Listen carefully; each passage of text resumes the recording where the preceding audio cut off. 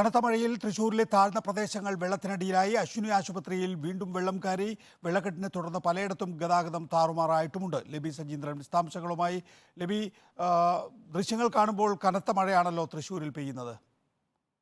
തീർച്ചയായും നികേഷ്, രാവിലെ മുതൽ പെയ്യുന്ന കനത്ത മഴയിൽ തൃശൂർ നഗരം വെള്ളത്തിനടിയിലായിരിക്കുകയാണ്.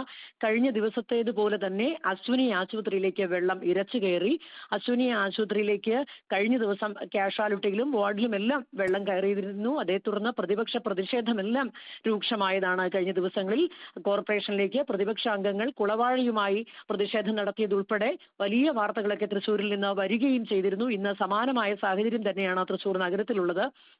വാര്യർ റോഡ് ഉൾപ്പെടെയുള്ള പ്രധാന റോഡുകൾ പലതും വെള്ളത്തിനടിയിലായി. അശ്വിനി ആശുപത്രിക്ക് സമീപമുള്ള 10ഓളം വീടുകൾ ഇപ്പോൾ വെള്ളത്തിനടിയിലായിട്ടുണ്ട്. ഇവരെ ഇവിടെ നിന്ന് ഇപ്പോൾ മാറ്റി പാർപ്പിക്കും എന്നാണ് അറിയാൻ സാധിച്ചിട്ടുള്ളത്. ഏതായാലും കഴിഞ്ഞ ദിവസം പെയ്ത മഴയിൽ ഉണ്ടായ അതേ സാഹചര്യം തന്നെയാണ് ഇന്നും തൃശ്ശൂരിലുള്ളത്.